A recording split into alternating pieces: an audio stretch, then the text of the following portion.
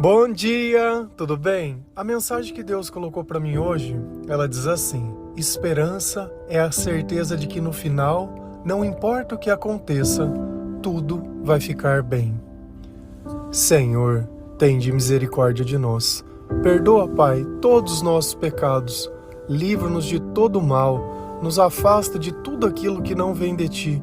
Nós agradecemos, Senhor, por mais esse dia, pelo alimento, pela palavra, pela presença. Aceita, Senhor, essa nossa oração, esse nosso louvor, pois nós Te amamos, bendizemos, adoramos. Somente Tu é o nosso Deus e em Ti confiamos.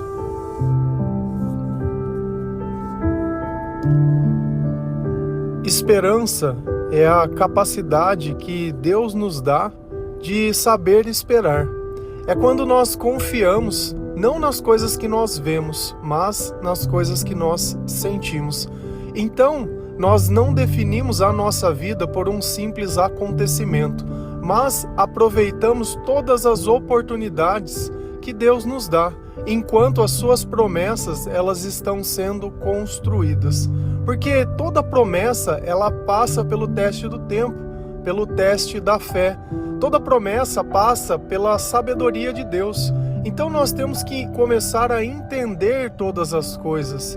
Nem sempre tudo vai sair como nós queremos, mas o importante é que as coisas aconteçam da forma que Deus quer.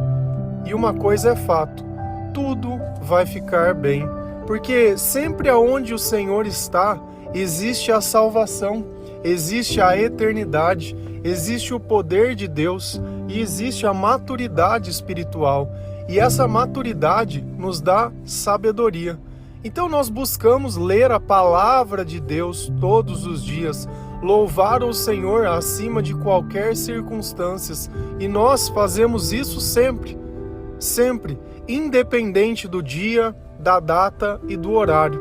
E dentro de nós, pela presença do Espírito Santo, nós começamos a ajudar outras pessoas a também encontrar esse caminho. Então nós nos tornamos servos do Deus Altíssimo. E cada dia que nós passamos fazendo isso, a nossa fé aumenta ainda mais.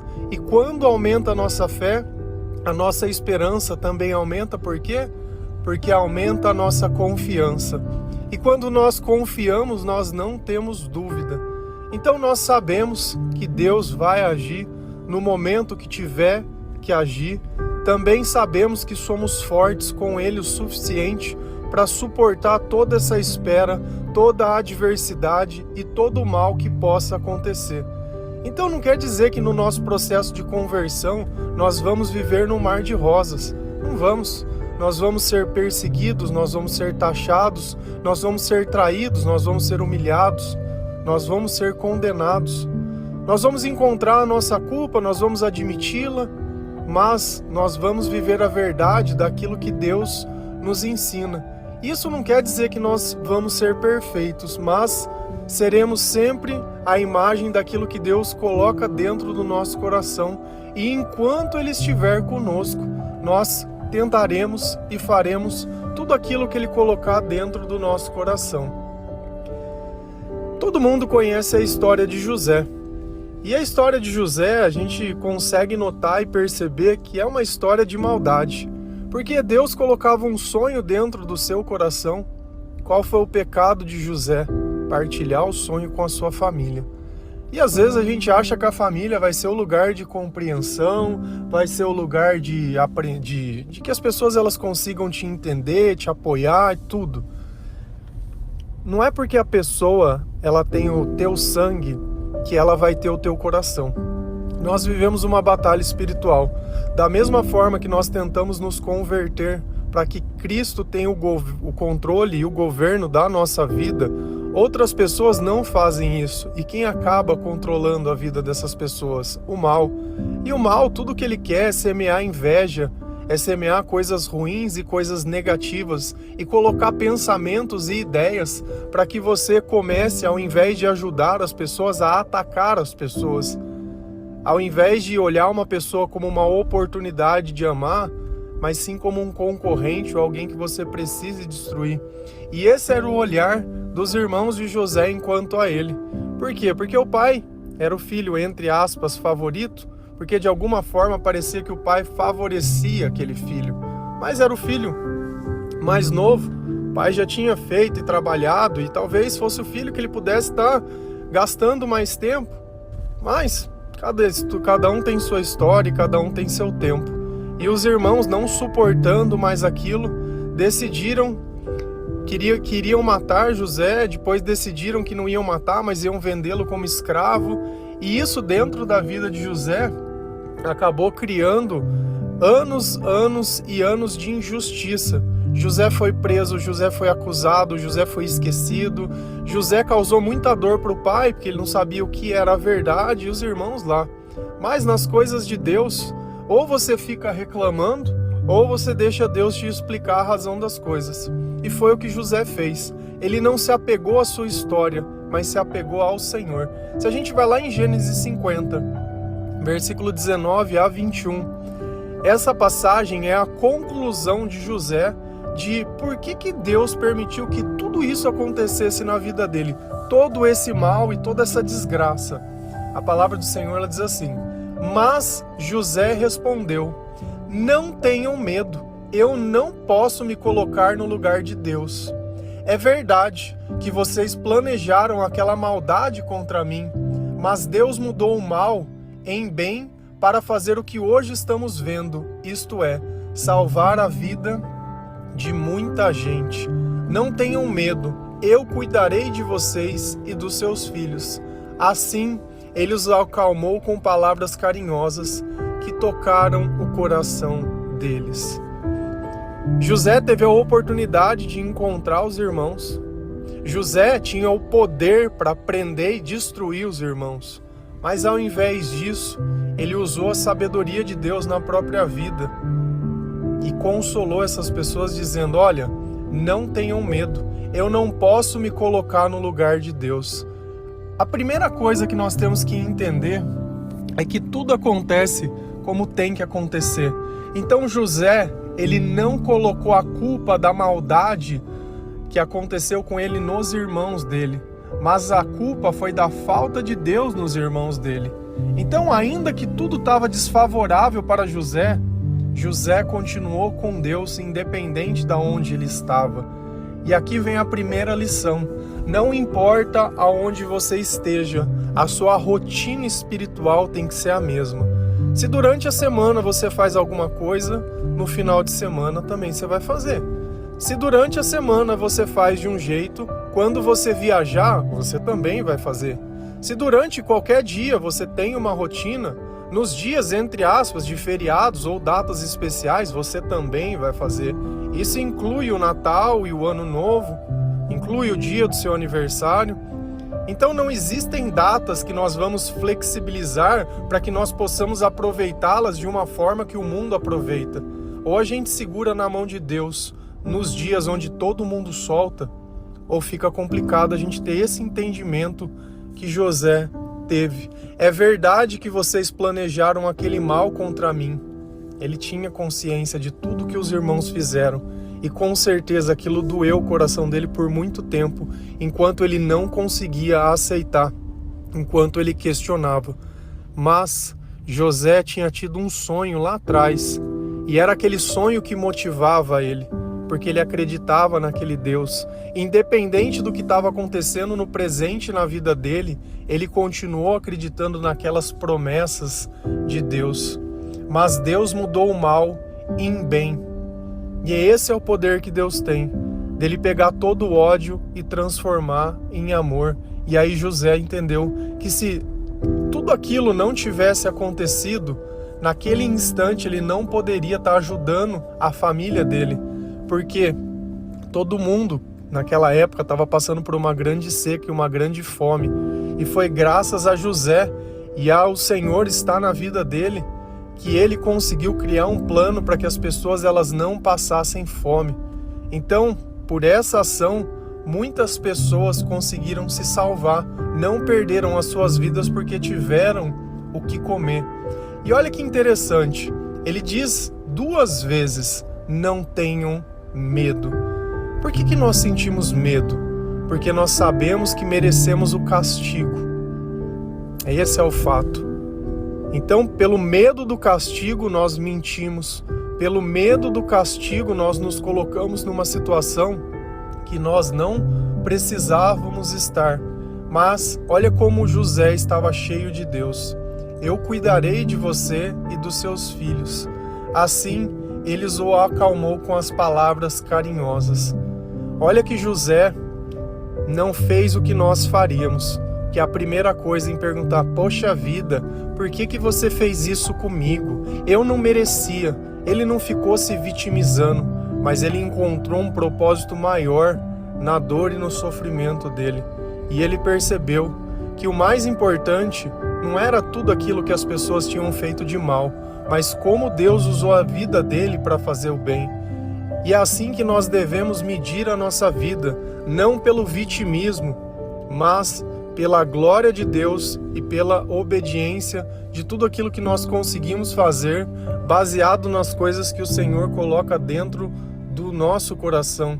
E olha como uma palavra cheia de Deus, ela tem o poder tanto de transmitir carinho, quanto de tocar o coração das pessoas. Então olha como José, ele tinha tudo contra, mas transformou tudo a favor, porque ao invés de ficar reclamando da vida, ele preferiu se agarrar à certeza e à esperança de que Deus não iria abandoná-lo e que no final tudo ia ficar bem. Se a gente continua lendo a palavra de Deus, a gente vai lá em Romanos 8, versículo 24 a 26. A palavra do Senhor, ela diz assim: pois nessa esperança fomos salvos, mas esperança que se vê não é esperança. Quem espera por aquilo que está vendo? Mas, se esperamos o que ainda não vemos, aguardamos pacientemente. Da mesma forma, o Espírito nos ajuda em nossa fraqueza, pois não sabemos como orar, mas o próprio Espírito intercede por nós com gemidos inexprimíveis. Olha como essa passagem ela nos revela algumas coisas sobre a esperança e sobre a nossa fé. Pois nessa esperança fomos salvos. Qual esperança? A esperança das coisas que não se vê. Porque se eu vejo, eu não preciso esperar aquilo que eu vejo. E confiança é justamente isso. É você não poder ver, mas ter a certeza de que aquilo tudo vai acontecer. Eu sei que o tempo e as circunstâncias e os acontecimentos, às vezes eles vêm para ver se nós temos a certeza das coisas que nós acreditamos ou se nós estamos simplesmente trabalhando com as coisas que nós já temos. Se a gente olha uma passagem que tem na Bíblia, quando Jesus ele olhava as pessoas colocando dinheiro na caixa de oferta, e ele notava que as pessoas ricas davam muito mais dinheiro que uma simples senhora pobre. A senhora pobre, ela veio e colocou apenas uma moeda dentro da caixa. E Jesus perguntava: quem deles deu a maior oferta?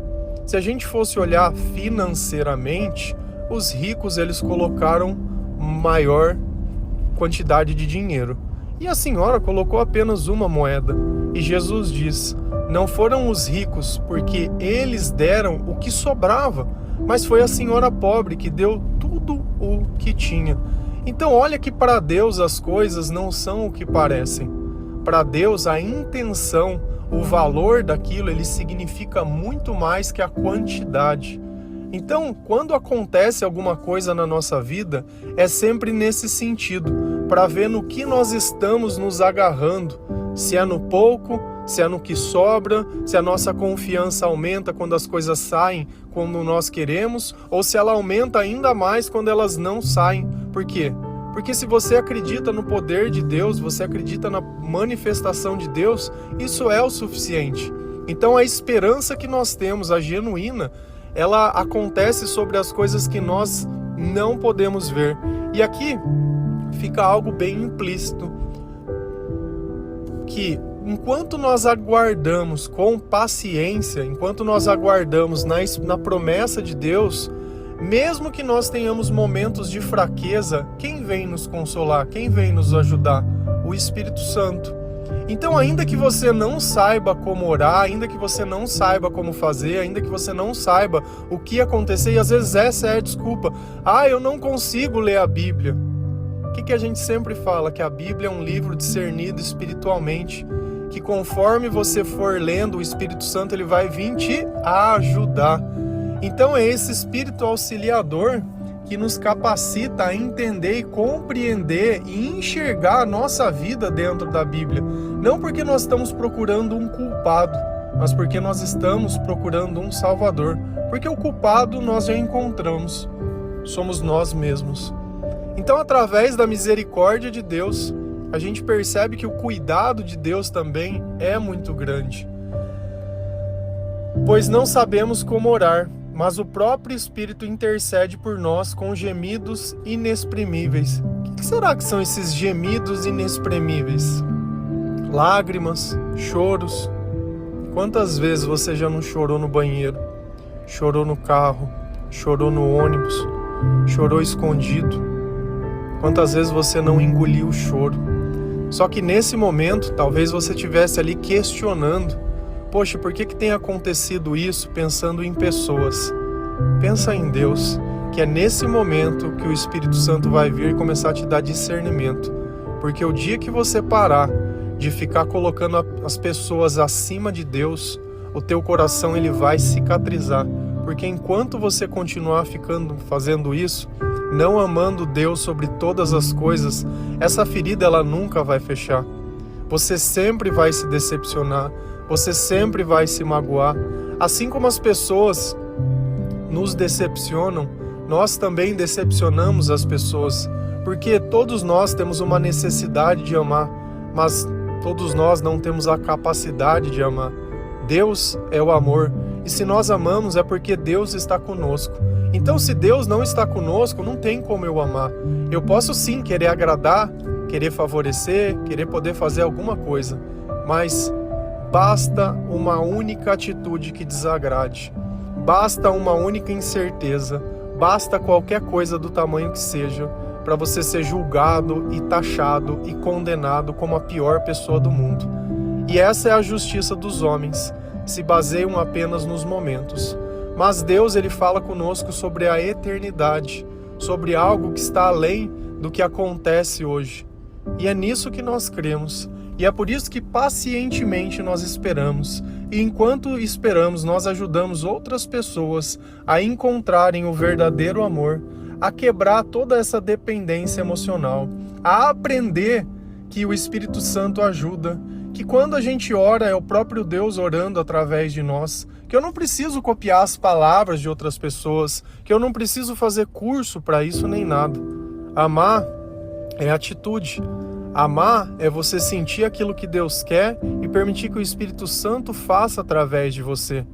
Então, por mais incapaz que você seja sozinho, com Deus existe um universo dentro de você que precisa ser libertado. Então, lembra sempre, você entregou a sua vida para Jesus Cristo? Você aceita Ele como seu Salvador? Sim, eu aceito. Tudo vai ficar bem. Tudo vai ficar bem. Mas você precisa começar a mudar as suas atitudes. O primeiro passo é o arrependimento. Porque enquanto nós não nos arrependemos e reconhecemos o mal que nós fizemos, vai sempre continuar esse sentimento de medo, insegurança, ansiedade, frustração. Sempre vai continuar dentro do nosso coração um conjunto de sentimentos negativos. E esses sentimentos vão acabar obrigando você a fazer coisas para tentar se aliviar deles. E qual é o alívio do mundo? É a droga, é a bebida, é o cigarro, é a pornografia. É tudo aquilo que o mundo oferece. Daqui um pouco você já não aguenta mais esperar e vai atrás de falsos deuses, de falsas religiões. Por quê? Porque aparentemente alguma coisa. Nós precisamos entender que o diabo, ele também faz milagres. O problema é a consequência daquilo depois. Num primeiro instante parece que você recebeu o que você queria, mas depois é como um passarinho que entra dentro de uma armadilha e diz: nossa, olha a minha comida favorita. Daqui um pouco a armadilha se fecha e você está preso. E já não tem mais comida, e já não tem mais liberdade, e já não tem mais nada. Se a gente olha lá na passagem, quando Jesus está sendo tentado pelo diabo no deserto, a gente nota que ele quer, e o que ele quer pra gente é ficar dando ordem. Ele queria que Jesus fizesse as coisas que ele mandava, ou que Jesus o adorasse. Então nota que quando você não obedece a Deus, você está obedecendo ao diabo. E ele fala, olha, tudo que tem aqui é meu e eu posso te dar. Tá vendo quando a gente coloca o preço na nossa alma, fica fácil alguém nos subornar e alguém nos vender?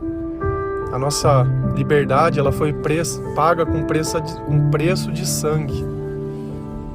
Então, nós devemos confiar nesse Espírito, confiar nessa esperança, sentir a paz de Deus na nossa vida. A nossa felicidade não depende de ninguém, só depende do Senhor.